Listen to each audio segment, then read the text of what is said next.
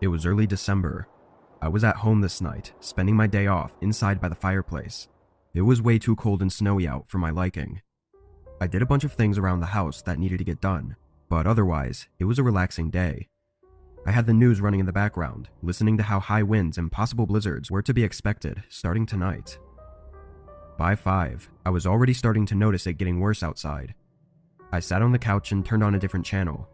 Around 7 though, I could hear wind slamming against the house, and it really did sound like there was a blizzard.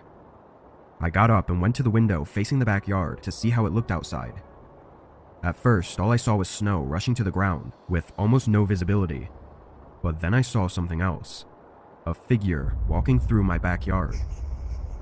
My backyard was pretty big and didn't have a fence, so it wouldn't have been that unexpected if it weren't for the blizzard going on outside. Whoever was out there was just walking at a regular pace, going toward the end of my yard, before the snow and darkness took over any sight I had of them.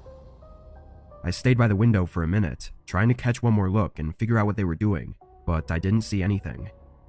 I was honestly scared for them, but also couldn't see why they'd be out there at all. The end of my yard that they were walking to led to a road, but it wouldn't get them anywhere for miles, which was not doable on foot. I went back to the TV, but I still couldn't help thinking about it, and only 5 minutes later, there was a knock at the door. I went over and cracked it open. It was a man in a heavy winter jacket. His nose was bright red, and his face was pale white, like he'd been out in the cold for a while.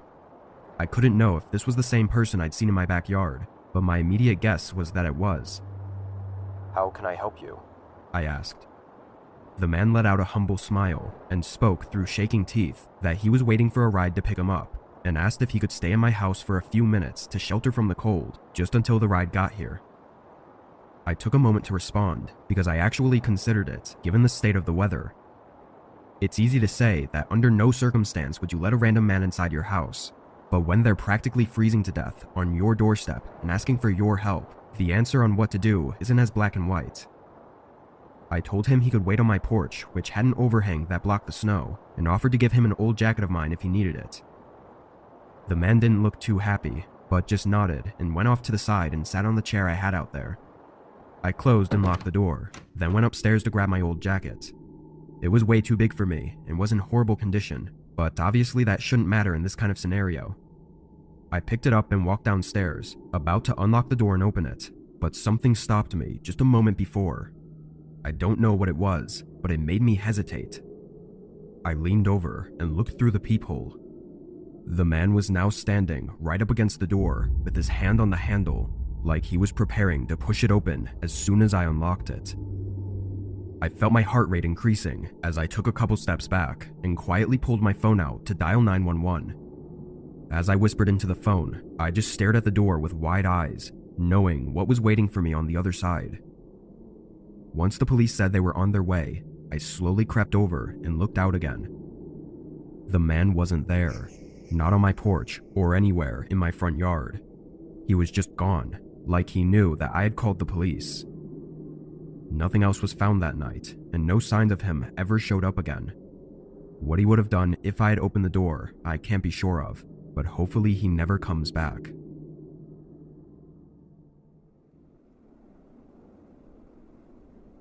When I was a kid, between the ages of 14 to 16, me and my friends were really into hanging out anywhere other than our houses. Most of the time, we would go to some fast food place and chill there, or just find some spot in the woods near the park. I guess we were at that age where we wanted to be alone and not have people looking over our shoulders all the time. The only problem with this was that on the weekends, when we'd be out late, most stores and dining areas closed before we were ready to call it a night. During winter break one year, we ran into this problem a lot. We'd go to the parks to hang out, only to find that even in the late hours of the night, there would be multiple other groups that had the same idea. Then one night, my friend JT brought up his parents' old farmhouse, saying it could be a cool spot to explore and that nobody else would be there. He'd mentioned it a few times before this, but we never thought much of it until that night. JT drove me and my other friend, Paul, out into what looked like the middle of nowhere, arriving at a wooden fence. The fence was closed off with a chain, since it was a private property, and JT didn't have the key to it, so we parked and hopped over it. From the edge of the wooden fence, though, the first thing I realized was that I couldn't see the farmhouse. Yeah, it was dark out and there were no lights anywhere, but I couldn't even make out the shape of the house in any direction. JT started walking, leading the way on a rough gravel path as he explained why his parents even had the place to begin with. He said it was his grandparents' farmhouse, but when they died, they passed it down to his parents. Apparently it was in horrible condition, and his parents didn't know what to do with it, so they just kept it. That was almost 10 years ago. Nobody had done any maintenance or even checked up on it in over a decade. We walked down this path, following JT for a good 10 minutes before we could finally see the house. Even from just the outline of it in the dark, you could tell it was in bad shape. Part of the roof was dipping inward like it was about to collapse, and some of the siding panels were hanging from the wood. All of us were quiet now, just looking at it as we walked closer. When we got up to the front of the house, the door was covered by a large sheet of wood, so we went around to the back, where the door was completely missing. We each turned on our phone flashlights and stepped inside. Surprisingly, the place wasn't really trashed like we thought it'd be. Most of the furniture and stuff didn't seem to have been moved very much. It was extremely dusty though, and our phone lights were not the best, so maybe it just looked better than it was. We split up after a minute, just walking around the first floor and looking. I entered a hallway on the left side of the house and began walking down, when suddenly someone walked past the end of the hallway. I froze, and out of panic, I called out JT, as if it was maybe him, but I already knew it wasn't. The man I saw, although it was dark, was much taller and thinner than either of my friends. I stepped back and started to go where I'd last seen the two of them. When I turned around the corner and held up my light, both JT and Paul were standing in the middle of the room, looking away from me. I stepped into the room and looked where their lights were pointing. At the edge of the light, the man was standing and staring right back at them. It was like they were all frozen in fear, unsure of what to make of the situation. "Guys, let's just leave," I said shakily, but trying to act calm so the guy didn't do anything. But that must have triggered everyone's reactions, because suddenly, we were all sprinting to the back door and running out into the open field. I can't even say for sure if the man chased us out, but JT says he was confident he heard footsteps right behind him. We pretty much ran straight back to the car and drove off, not taking any more risks. I think we can all assume that the man was just a squatter or homeless person defending the place he calls home, but without a good look at him, it's hard to say for sure. JT said he'd tell his parents about it so they could lock down the farmhouse, but he never went through with it because he was worried about getting in trouble for going there. Whatever happened that night remains the most horrifying experience I've had, and if JT was right and the man was trying to chase us, then we got really lucky to have all gotten out unharmed. When I was about 11 years old, my living situation was very unstable. My parents divorced when I was a toddler because my mom got addicted to drugs, and although my dad fought for full custody, the court decided I should stay with her on the weekends. Since I was too young to truly understand the darker parts of my mom's lifestyle, I reveled in the increased freedom and lack of supervision with her. I was home alone a lot. She was always going out doing God knows what, and hung out with some really shady people, doing errands with them. The worst part about living there were the adults.